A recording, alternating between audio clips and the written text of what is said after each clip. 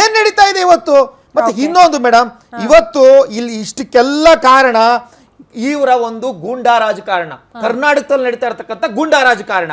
ಇವ್ರು ಎಲ್ಲೋ ಒಂದು ಕಡೆ ನೀವು ನೋಡಿದ್ರಿ, ರಾಜೀವ್ ಗೌಡ ವಿಚಾರ ಏನಾಯ್ತು, ಇವತ್ತು ಸಸ್ಪೆಂಡ್ ಮಾಡಿದೀವಿ ಅಂತ ಹೇಳ್ತಿದ್ದಾರೆ. ಇಷ್ಟೊಂದು ಇಂಟೆಲಿಜೆನ್ಸ್ ಇಟ್ಕೊಂಡು, ಇಷ್ಟೊಂದು ಪೊಲೀಸ್ನವ್ರು ಇಟ್ಕೊಂಡು, ರಾಜೀವ್ ಗೌಡ ಅಂತಕ್ಕಂಥ ಒಬ್ಬ ಕಾಂಗ್ರೆಸ್ ಲೀಡರ್ ಅನ್ನ ಒಂದು ಹೆಣ್ಮಗಳಿಗೆ ಅಷ್ಟೊಂದು ಅವಾಜ್ ಹಾಕಿದ್ರು ಸಹ ಅದನ್ನ ಬಂಧಿಸ್ಲಿಕ್ಕಾಗಿಲ್ಲ. ನಿಮ್ಮದೇ ಚಾನೆಲ್ನ ಒಬ್ಬ ಹಿರಿಯ ಪತ್ರಕರ್ತೆಯ ಮೇಲೆ ಹಾರ್ವಿ ದೇಶಪಾಂಡೆ ಅಂತಕ್ಕಂಥ ಒಬ್ಬ ವ್ಯಕ್ತಿ ಒಂದು ಹೆರಿಗೆ ಆಸ್ಪತ್ರೆ ವಿಚಾರಕ್ಕೆ ಯಾವ ರೀತಿ ಹೀನಾಯವಾಗಿ ಮಾತಾಡಿದ್ರು ಅಂತ ನೀವು ನೋಡಿದಿರಿ. ಆತನ ಮೇಲೆ ಕೇಸ್ ಇಲ್ಲ. ಮೊನ್ನೆ ತಾನೇ ನಮ್ಮ ರಾಜ್ಯಪಾಲರ ಮೇಲೆ ಯಾವ ರೀತಿ ಕೆಟ್ಟ ಪದಗಳನ್ನ ಬಳಸಿದ್ರು, ಯಾವ ರೀತಿ ನಡ್ಕೊಂಡ್ರು ಅಂತ ಹೇಳಿ ನೀವು ಗಮನಿಸಿದಿರಿ. ಇದುವರೆಗೂ ಸಹ ಅವ್ರ ಮೇಲೆ ಕೇಸ್ ಆಗಿಲ್ಲ. ಹರಿಪ್ರಸಾದ್ ಮೇಲೆ ಆತನನ್ನ ಬಂಧಿಸಬೇಕಾಗಿಲ್ಲ. 100% ಇವ್ರು ಮಾಡ್ತಿರ್ತಕ್ಕಂಥದ್ದು ಇಷ್ಟೇ ಮೇಡಮ್. ಇವತ್ತು ಕರ್ನಾಟಕವನ್ನು ಎದುರಿಸಬೇಕು. ಇನ್ನೊಂದು ಬಸವೇಶ್ ಸಂಗಮೇಶ್ವರ ಮಗ ಬಸವೇಶ್ ಮಹಿಳಾ ಅಧಿಕಾರಿಗೆ ಯಾವ ರೀತಿ ಮಾತಾಡಿದ್ರು ಅಂತ ನೀವು ಗಮನಿಸಿದೀರಾ? ಇಷ್ಟೆಲ್ಲ ಆದ್ರೂ ನೀವು ಬಂಧಿಸ್ತಾ ಇಲ್ವಲ್ಲ. ಇವ್ರಿಗೆ ಏನಂದ್ರೆ ನಾನು ಕಾಂಗ್ರೆಸ್ ಲೀಡರ್ ಆಗ್ಬಿಟ್ರೆ ನಾನು ಏನ್ ಬೇಕಾದ್ರೂ ಮಾಡ್ಬೋದು, ಕೊಲೆಗೆ ಮಾಡು, ಸುಲಿಗೆ ಮಾಡು, ಕಳ್ತನ ಮಾಡು, ಅತ್ಯಾಚಾರ ಮಾಡು, ಏನ್ ಮಾಡುದು ನನ್ನ ರಕ್ಷಣೆ ಮಾಡ್ತಾರೆ ಅಂತಕ್ಕಂಥದ್ದು ಒಂದು ಇವ್ರ ಮೈಂಡಿಗೆ ಬಂದ್ಬಿಟ್ಟಿದೆ ಮೇಡಮ್. ಅದಕ್ಕೋಸ್ಕರ ರಾಜ್ಯದಲ್ಲಿ ಇಷ್ಟೊಂದು ಈ ಒಂದು ಲಾ ಅಂಡ್ ಆರ್ಡರ್ ಫೇಲ್ಯೂರ್ ಆಗ್ತಾ ಇದೆ. ಓಕೆ ನಾಗೇಂದ್ರ ಸರ್, ನಿಮ್ಮ ರಿಯಾಕ್ಷನ್ ಏನು ಬಳ್ಳಾರಿಯ ಈ ರಾಜಕೀಯಕ್ಕೆ? ಮೇಡಮ್, ಇದು ಕಾಂಗ್ರೆಸ್ ಪಕ್ಷದ ಒಂದು ದೊಡ್ಡ ಟಾರ್ಗೆಟ್ ಅಂತ ನೇರವಾಗಿ ಹೇಳ್ಬೋದಾಗಿದೆ. ಯಾಕಂತಂದ್ರೆ ಬೆಂಗಳೂರಿಂದ ಪಾದಯಾತ್ರೆ ಮಾಡಿದಂಥ ಸಿದ್ದರಾಮಯ್ಯವರು ಬಳ್ಳಾರಿಗೆ ರೆಡ್ಡಿ ಬ್ರದರ್ಸ್ ವಿರುದ್ಧ ಮಾಡಿದ್ರು. ರೆಡ್ಡಿ ಬ್ರದರ್ಸ್ ವಿರುದ್ಧ ಮಾಡಿದಾಗ ಅಲ್ಲಿದ್ದಂಥ ನಾಗೇಂದ್ರನ ಕರ್ಕೊಂಬಂದು 2023 ಶಾಸಕರು ಮಾಡ್ಕೊಂಡು ಅವ್ರನ್ನ ನಿಗಮ ಮಂಡಳಿ ಸ್ಥಾನನೂ ಕೊಟ್ಬಿಟ್ರು. ಸೊ ಇವತ್ತು ಅಲ್ಲಿ ಗೋಲ್ಮಾಲ್ ಮಾಡಿ ಮತ್ತೆ ವಾಲ್ಮೀಕಿ ನಗರದಲ್ಲಿ ಸಿಕ್ಸ್ಬಿಟ್ಟು ಅವ್ರನ್ನ ಜೈಲಿಗೆ ಕಳಿಸಿದ್ರು. ಇವತ್ತೇನು ಜನಾರ್ದನ್ ರೆಡ್ಡಿ ಒಬ್ಬರೇ ಜೈಲ್ಗೆ ಹೋಗಿದ್ದಾರೆ, ಅವ್ರು ಜೈಲ್ಗೆ ಹೋಗಿದ್ರು ಬಂದಿದ್ದಾರೆ ಅಂತ ಇವ್ರೇನು ಹೇಳ್ತಾ ಇದ್ದಾರಲ್ಲ ಕಾಂಗ್ರೆಸ್ ವಕ್ತಾರರು, ಅದೇ ರೀತಿ ನಮ್ಮ ರಾಜ್ಯದ ಕಾಂಗ್ರೆಸ್ ಅಧ್ಯಕ್ಷರಾದಂಥ ಅವರು ಜೈಲ್ಗೆ ಹೋಗಿದ್ರು. ಇವತ್ತು 4 ಪೋರ್ಟ್ಫೋಲಿಯೋ ಮಾಡ್ತಾ ಇದ್ದಾರೆ. ಜೈಲಲ್ಲಿ ಇದ್ದಿದ್ದು ನೋಡಿದ್ದಾರೆ, ದೇಶ ನೋಡಿದೆ. ಇವತ್ತು 4 ಪೋರ್ಟ್ಫೋಲಿಯೋ ತಗೊಂಡು ಇವತ್ತು ಸರ್ಕಾರದಲ್ಲಿದ್ದಾರೆ. ಸೊ ಇಲ್ಲಿ ಜೈಲ್ಗೆ ಹೋಗಿ ಬಂದಿತ್ತು ಅನ್ನೋ ಒಂದೇ ಒಂದು ವಿಚಾರನ ತಗೊಂಡು ಪ್ರಸ್ತಾಪ ಮಾಡೋ ಬದಲು ಇವತ್ತು ಭರತ್ ರೆಡ್ಡಿ ಅವರು ಸದನದಲ್ಲಿ ಸ್ವತಃ ಜನಾರ್ದನ್ ರೆಡ್ಡಿ ಅವ್ರಿಗೆ ಮಾತಾಡ್ಕೋ ರೀತಿ ನಡ್ಸ್ಕೊಂಡಿರೋ ರೀತಿ ಸದನದಲ್ಲಿ ಅಂದ ಒಂದು 7 ಕೋಟಿ ಜನ ಭವಿಷ್ಯ ನಿರ್ಮಿಸುವಂಥ ಸದನದಲ್ಲಿ ಏಕವಚನದಲ್ಲಿ ಬೈದಿರೋಂಥದ್ದು ಇಡೀ ನೋಡಿದ್ದೀವಿ ನಾವು.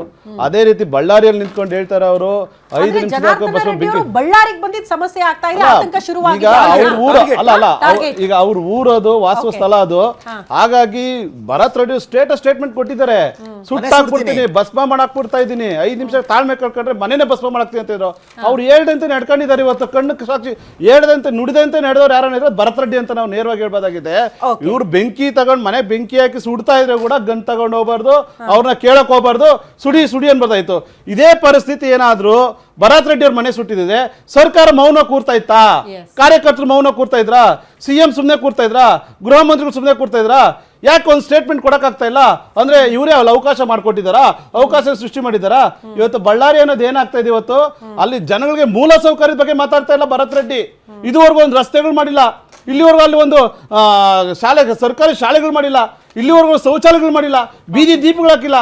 ಮೂಲ ಸೌಕರ್ಯಗಳೇ ಬಳ್ಳಾರಿ ಕೊಡಕ್ಕಾಗದೆ ಇವತ್ತು ಬರೇ ಒಂದು ಹೋರಾಟ, ಒಂದು ಜಿದ್ದಾಜಿದ್ದು, ಇವತ್ತು ಅಲ್ಲಿ ಅಶಾಂತಿ ಕದಡಿ ಇವತ್ತು ಅಲ್ಲಿನ ಜನಕ್ಕೆ ಇವತ್ತು ಏನಾಗ್ತಾ ಇದ್ರೆ ಭಯದ ವಾತಾವರಣ ಆಗಿದೆ. ಸತ್ತ ಸರ್ಕಾರ ಯಾರಿಂದ ಸೃಷ್ಟಿಯಾಗಿದೆ ಅನ್ನೋದು ಪ್ರಶ್ನೆ. ಅದನ್ನ ದೇಶದ ರಾಜಕಾರಣ ವಾಪಸ್ ಬರ್ತೀನಿ ಸರ್. ಭಯದ ವಾತಾವರಣ ಇರೋದು ನಿಜ, ಆದ್ರೆ ಬಳ್ಳಾರಿಯಲ್ಲಿ ಭಯ ಸೃಷ್ಟಿ ಮಾಡ್ತಾ ಇರೋರಿಗೆ ಏನಾದ್ರು ಹೇಳ್ಬೇಕಾ? ಇಲ್ಲ ರಘು ಸರ್ ಹತ್ರ ನೇರವಾಗಿ ಹೋಗ್ಬಿಡ್ತೀನಿ. ನೀವೇ ಹೇಳಿದ್ರೆ ಆತಂಕ ಸೃಷ್ಟಿ ಆಗ್ತಾ ಇದೆ, ಭಯದ ವಾತಾವರಣ ಬಳ್ಳಾರಿಯಲ್ಲಿ ಇದೆ ಅಂತ. ಯಾರು ಸೃಷ್ಟಿ ಮಾಡ್ತಾ ಇದ್ದಾರೆ ಅನ್ನೋದೇ ನಮಗೆ ಪ್ರಶ್ನೆ ಇರೋದು. ಅಲ್ಲ, ಇವತ್ತು ರಾಜ್ಯ ಸರ್ಕಾರದಲ್ಲಿ ಇವತ್ತು ಗೃಹ ಮಂತ್ರಿಗಳ ವೈಫಲ್ಯ ಕಾರಣ ಎದ್ದು ಕಾಣಿಸ್ತಾ ಇದೆ. ಇವತ್ತು ರಾಜ್ಯದಲ್ಲಿ ಪ್ರತಿಯೊಂದು ಜಾಗದಲ್ಲಿ ತಗೊಳ್ಳಿ, ಪ್ರತಿಯೊಂದು ಡಿಸ್ಟಿಕ್ ತಗೊಳ್ಳಿ, ಶಿಡ್ಲಘಟ್ಟ ತಗೊಳ್ಳಿ, ರಾಜೀವ್ ಗಾಂಧಿ ಅವರು ಏನು ಅವ್ರು ನಡಿಬೇಕಾದ್ರೆ ಏನು ದೊಡ್ಡ ವಿಚಾರನೇ ಅಲ್ಲ. ರಾಜೀವ್ ಗೌಡ ನಡಿಬೇಕಾದ್ರೆ ದೊಡ್ಡ ವಿಚಾರನೇ ಅಲ್ಲ. ಇವತ್ತು ಕಾಂಗ್ರೆಸ್ ಕಾರ್ಯಕರ್ತನ ಎಷ್ಟು ರಕ್ಷಣೆ ನಿಂತಿದೆ, ಭರತ್ ರೆಡ್ಡಿಗೆ ಎಷ್ಟು ರಕ್ಷಣೆ ಆಗಿದೆ. ಇವತ್ತು ಬೆಂಕಿ ಇಕ್ಕಕ್ಕೆ ಮುಂಚೆ ಭರತ್ ರೆಡ್ಡಿ ಕೊಟ್ಟಿರೋ ಸ್ಟೇಟ್ಮೆಂಟ್ ಅಲ್ಲಿ ಏನಾದ್ರು ಒಂದು ಕೇಸ್ ಹಾಕಿ ಒಳಗಡೆ ಹಾಕಿದ್ರೆ ಅಲ್ಲಿ ಒಂದು ಗಲಭೆ ಸೃಷ್ಟಿ ಆಗ್ತಾ ಇಲ್ಲ. ಇವತ್ತು ಬೆಂಕಿ ಹಚ್ಚ ಕಾರ್ಯಕ್ರಮಕ್ಕೆ ಹೋಯ್ತು, ನಾಳೆ ಜೀವಂತ ಸುಡ್ತಾರೆ ಅಂದ್ರೆ ಅಂತ ಹೋಗ್ತಾ ಇದಾರೆ. ಮೊದಲು ಟೆಸ್ಟ್ ಮಾಡೋದು, ಮೊದಲು ಅವ್ರ ಮನೆ ಮುಂದೆ ಬ್ಯಾನರ್ ಕಟ್ಬಿಟ್ಟು ಅವ್ರನ್ನ ಬೀದಿ ತರೋದು, ಅಲ್ಲಿನ ಹೋರಾಟಗಳು ನೋಡೋದು, ಅವರ ಸ್ವಂತ ಗನ್ಮ್ಯಾನ್ ಇಂದಾನೆ ಕಾರ್ಯಕರ್ತರು ಶೂಟ್ ಮಾಡಿ ಸಮರ್ಥ ಮಾಡ್ಕೊಂಡಂತ ನೀಚ ಕಾಂಗ್ರೆಸ್. ನಾಗೇಂದ್ರ ಸರ್, ನನಗೊಂದು ಕ್ಲಿಯರ್ ಮಾಡಿ, ಜೆಡಿಎಸ್ ನ ಸ್ಟ್ಯಾಂಡ್ ಏನ್ ಸರ್ ಈ ಬಳ್ಳಾರಿ ರಾಜಕೀಯದಲ್ಲಿ?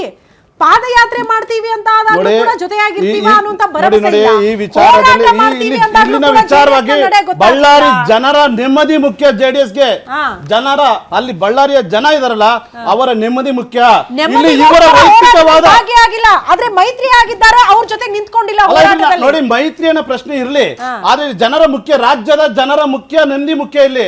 ಆದ್ರೆ ಗೃಹ ಮಂತ್ರಿಗಳು ಏನ್ ಮಾಡ್ತಾ ಇದಾರೆ? ಅದೇ ನೆಮ್ಮದಿ ಬಯಸೆ ಸರ್ ಆ ಹೋರಾಟಗಳಾಗಿದ್ದಲ್ವಾ, ಹೌದು ಮೇಡಮ್, ಪ್ರತಿಭಟನೆಗಳಾಗಿದ್ದಲ್ವಾ, ಮೊನ್ನೆ ಆಯ್ತಲ್ಲ ಆ ನೆಮ್ಮದಿ ಬೇಕು ಇನ್ಸಿಡೆಂಟ್ ಅಂತಾನೆ. ಏನ್ ಆಕ್ಷನ್ ತಗೊಂಡ್ರು ಇವರು? ಮೊನ್ನೆ ಆಗಿತ್ತಂತ ಸತೀಶ್ ರೆಡ್ಡಿ ಗನ್ಮ್ಯಾನ್ ಇಂದ ನೀವ್ ಎಲ್ಲಿ ಹೋಗಿದ್ರಿ? ಏನ್ ಆಕ್ಷನ್ JDS ತಗೊಂಡ್ರು? ಎಲ್ಲಿ ಹೋಗಿದ್ರಿ? ಪ್ರತಿನಿತ್ಯ ನೋಡಿ JDS ಪ್ರೆಸ್ ಮೀಟ್ ಅವ್ರು ಮಾಡ್ತಾ ಎಲ್ಲಿ ಇದೀವಿ, ನೋಡಿ ಹೋಗಿದ್ರಿ? ಎಲ್ಲಿ ಹೋಗಿದ್ರಿ ಅಂತ ಪ್ರಶ್ನೆ ಅಲ್ಲ. ದಿನನಿತ್ಯ ಪ್ರೆಸ್ ಮೀಟ್ ಮಾಡ್ತಾ ಇದೀವಿ, ದಿನನಿತ್ಯ ಮಾಧ್ಯಮ ಮುಂದೆ ಕುತ್ಕೊಂಡು ಹೇಳ್ತಾ ಇದೀವಿ, ಹೋರಾಟಗಳಿಗೆ ನಾವು ದಿನನಿತ್ಯ ಫ್ರೀಡಂ ಪರವಾಗಿ ಹೋರಾಟಗಳು ಮಾಡ್ತಾ ಇದೀವಿ. ಆಗಿರೋ ಜಾಗದಲ್ಲಿ ನಿಂತು ಮಾತಾಡೋಕು, ದೂರದಲ್ಲಿ ಕೂತ್ಕೊಂಡು ಮಾತಾಡೋಕು ವ್ಯತ್ಯಾಸ ಇದೆ ಮೇಡಮ್, ಸರ್. ಎಲ್ಲೇನು ವಿಚಾರ ಒಂದೇ ಅಲ್ಲ. ವ್ಯತ್ಯಾಸ ಇದೆ. ನಾವೇನು ರಾಜ್ಯ ಬಿಟ್ಟಗೇನು ಅಮೆರಿಕದಲ್ಲಿ ಕುತ್ಕೊಂಡು ಮಾತಾಡ್ತಾ ಇದೀವಿ? ರಾಹುಲ್ ಗಾಂಧಿ ಇರ್ತಾರ? ರಾಹುಲ್ ಗಾಂಧಿ ಜರ್ಮನಿ ಕುತ್ಕೊಂಡು ಮಾತಾಡ್ತಾ ಇದೀವಾ? ಇಟಲಿಯಲ್ಲಿ ಕುತ್ಕೊಂಡು ಮಾತಾಡ್ತಾ ಇದೀವಾ?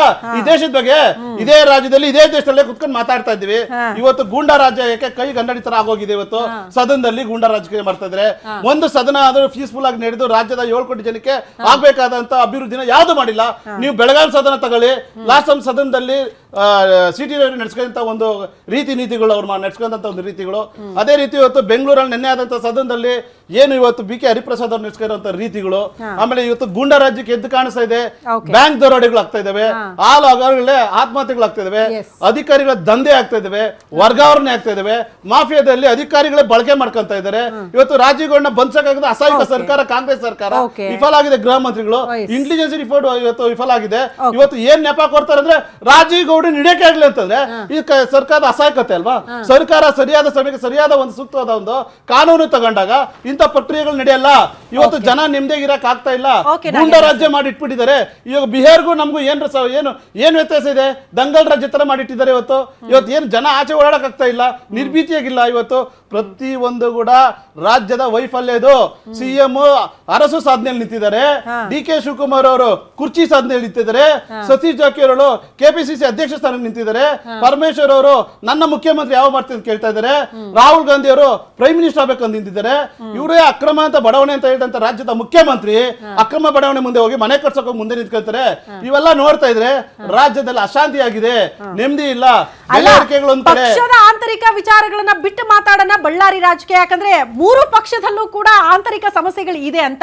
ಬಿಜೆಪಿಯಲ್ಲೂ ಎಲ್ಲವೂ ಸರಿ ಇಲ್ಲ, JDS ನಲ್ಲೂ ಎಲ್ಲವೂ ಸರಿ ಇಲ್ಲ, ಕಾಂಗ್ರೆಸ್ ನಲ್ಲೂ ಎಲ್ಲವೂ ಸರಿ ಇಲ್ಲ. ಅಯ್ಯೋ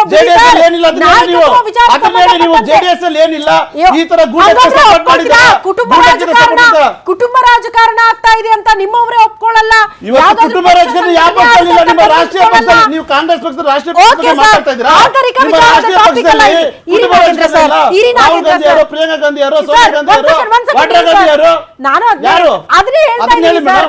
3 ಪಕ್ಷದ ಆಂತರಿಕ ವಿಚಾರ ತೆಗೆದ್ರೆ ಇವತ್ತು ಡಿಬೇಟ್ ಸಾಕಾಗಲ್ಲ. ಬಟ್ ಬಳ್ಳಾರಿ ರಾಜಕೀಯದ ಬಗ್ಗೆ ಮಾತಾಡೋಣ ರಘು ಸರ್.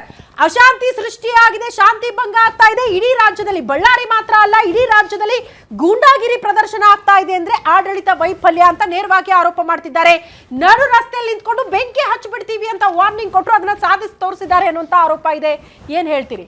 ನೋಡಿ, ಮೊದಲನೇದಾಗಿ ಶ್ರುತಿ, ಒಂದು ನಾನು JDS ಅವ್ರು ನೋಡಿದ್ರೆ ಮರಕ ಹುಟ್ಟುತ್ತೆ. ನನಗೇನೆ ಆಕ್ಚುಲಿ ಒಂಥರ ಏನು ಇದಾಗುತ್ತೆ. ಯಾಕೆ ಅಂತಂದ್ರೆ 150 ಕೋಟಿ ಗಣಿನಲ್ಲಿ ಏನು ಇದು ಕುಮಾರಸ್ವಾಮಿಯವರು ಈನಾಯ ಮಾನಾಯವಾಗಿ ಬೈದಂತ ಇದೇ ಗಣಿರೆಡ್ಡಿ ಮತ್ತೆ ಕುಮಾರಸ್ವಾಮಿ ನಾಗೇಂದ್ರ ರೆಡ್ಡಿ ಕ್ಲಿಯರ್ ಮಾಡ್ಬಿಡ್ಲಿ ನಾಗೇಂದ್ರ ಸರ್, ಕ್ಲಿಯರ್ ಮಾಡಿ. ಸೊ ನಾವು ಏನು ಅವರಿಬ್ಬರು ನಡುವೆ ಜಗಳ ಆಗಿ ಇಡೀ ದೇಶಾದ್ಯಂತ ಸುದ್ದಿ ಆಗಿದ್ದನ್ನ ವಿಚಾರ ನೋಡಿದ್ವಿ. ಅದಾದ್ರೂ ಕುಮಾರಣ್ಣನವ್ರಿಗೆ ಏನೂ ಇಲ್ದಿರ ಎಲ್ಲನೂ ಬಿಟ್ಟು ನಾನು ಬಳ್ಳಾರಿಗೆ ಬರ್ತೀನಿ ಪ್ರೊಟೆಸ್ಟ್ ಮಾಡಕ್ಕೆ ಅಂತ ಹೇಳಿ ಕೊನೆಗೆ ಅವರು ಬಳ್ಳಾರಿಗೆ ಹೋಗ್ಲೇ ಇಲ್ಲ. ಯಾಕೆ ಅಂತಂದ್ರೆ ಅಲ್ಲಿ ಗೊತ್ತು, ಯಾಕೆ ಅಂತಂದ್ರೆ ಅದು BJP ಮಾಡಿರ್ತಕ್ಕಂಥ ರೆಡ್ಡಿ ಮತ್ತೆ ಕುಟುಂಬ ಮಾಡಿರ್ತಕ್ಕಂಥ ಶ್ರೀರಾಮುಲು ಅವ್ರದ್ದು ನಾಟಕ. ಹಾಗಾಗಿ ನಾವು ಅದ್ರ ಬಳ್ಳಾರಿ ಜನ ನಮಗೆ ಏನು ಚೀಮಾರಿ ಆಗ್ತಾರೆ ಅಂತ ಹೇಳಿ ಕುಮಾರಸ್ವಾಮಿ ಅವರು ಮತ್ತೆ JDS ನವರು ಈ ಪ್ರೊಟೆಸ್ಟ್ ನಲ್ಲಿ ಭಾಗಿಯಾಗಲಿಲ್ಲ.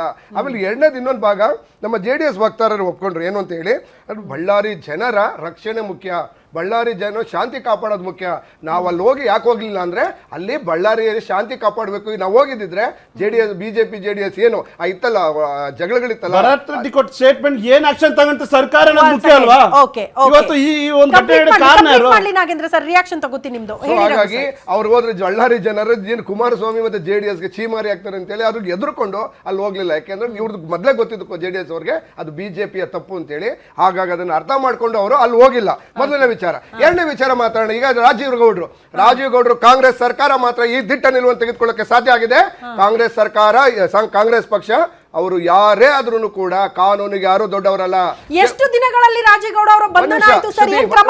ಎಷ್ಟು ಕ್ವಿಕ್ ಆಗಿದೆ? Please wait. ಅದೇ ನೀವು ಮಾತಾಡಕ್ಕೆ ಅವಕಾಶ ಎಷ್ಟು ಕ್ವಿಕ್ ಆಗಿ ಮಾಡಿದೆ ರಾಜ್ಯ ಸರ್ಕಾರ? ಕೇಳಿಸ್ಕೊಳ್ಳಿ, ನಿಮ್ಮ ಪ್ರಶ್ನೆಗೆ ಉತ್ತರ ಕೊಡ್ತೇನೆ. ನನ್ನ ಹತ್ರ ಪ್ರಶ್ನೆಗೆ ಇದೆ. ಓಕೆ,